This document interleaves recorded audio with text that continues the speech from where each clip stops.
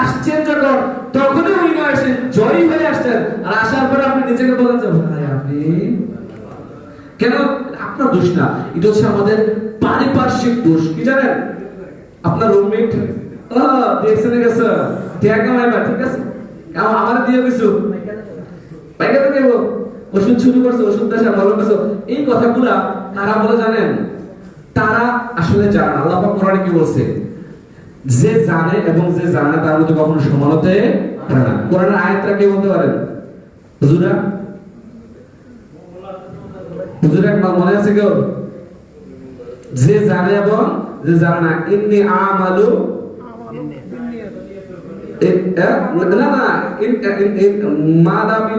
এরকম একটা আছে, যে জানে এবং যে জানে না তার মধ্যে কখনো সমান হতে পারে না। আর ওটা হচ্ছে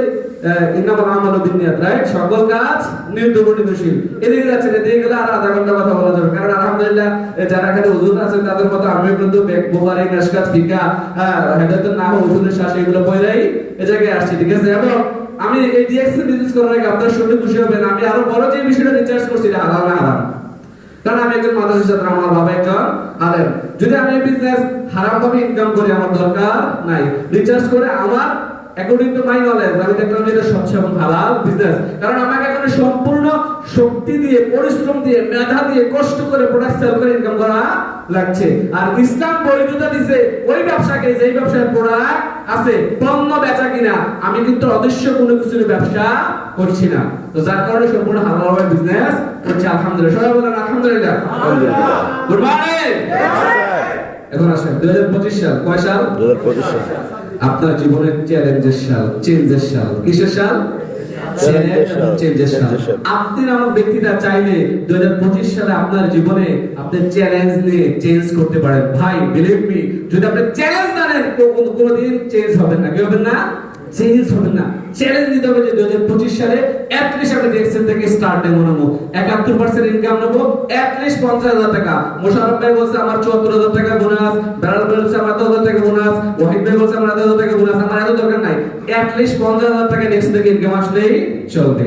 আর আলহামদুলিল্লাহ আপনাদের জন্য খুশির খবর হচ্ছে এই যে ডিএক্সএল বাংলাদেশে গাজীপুরে, শ্রীপুরে 88% জমি কিনে নিজের জায়গায় ফ্যাক্টরি করেছে। বলেন আলহামদুলিল্লাহ। আচ্ছা, কার জন্য করছে? ডিএক্সএল বাংলাদেশে বর্তমানে 85টা সার্ভিস সেন্টার আছে। কার জন্য? তাহলে ডিএক্সএল গ্রো হচ্ছে। বিশ্বাস করেন আপনারা এখানে যারা আছেন সবাই যদি আজকে থেকে ডিএক্সএল কে ভুলে যান, ডিএক্সএল অফিসে না যান, লিডারদের সাথে যোগাযোগ না করেন, যে আপনাকে ডিএক্সএল এর দাওয়াত দিয়েছে তার সাথে যোগাযোগ না করেন, তাকে ব্লক করে দেন, বিশ্বাস করেন ডিএক্সএল এর এক চুল পরিমাণ কোনো ক্ষতি হবে না। কারণ ডিএক্সএল একটা বিলিয়ন ডলারের কোম্পানি, বিলিয়ন মানে হাজার হাজার কোটির একটা কোম্পানি, যে কোম্পানিতে 19 মিলিয়ন মানুষ বিজনেস করছে। বাংলাদেশিদেরকে বাদ দিয়ে দেন, আরো 200-199 দেশের মানুষ আছে নি বিজনেস করে কিনা? তার মানে কোম্পানির কোনো ক্ষতি হবে না, কোম্পানির কোনো লস নাই। বরং আপনি বিজনেসটা করলে আপনার লাইফের এক্সট্রা একটা ইনকাম সোর্স তৈরি করতে পারলেন। ওই যে আপনি 95% মানুষের কাতার থেকে কত পার্সেন্ট মানুষের কাতার আসবেন? কত পার্সেন্ট মানুষের কাতারে আসবেন? আর এই 5% মানুষের কাতারে যারা, তারা হচ্ছে লাইফে প্যাসিভ ইনকাম করে। কি ইনকাম? প্যাসিভ ইনকাম মানে কি? আপনি একটা সময় কর্মক্ষম হয়ে যাবেন, ইনকাম আসবে, ওমান থেকে চলে যাবেন, ইনকাম আসবে, আপনি মারা গেল, ইনকাম। তাহলে এই এমন একটা ইনকাম দরকার আছে কিনা? কার দরকার আছে? অনেকে হাত উঠেছে না, মনে করতেছে যদি আয়ালা আবার যদি আদরে ডিএক্সএল বিজনেস করা লাগে, বন্ধু কবে কি রে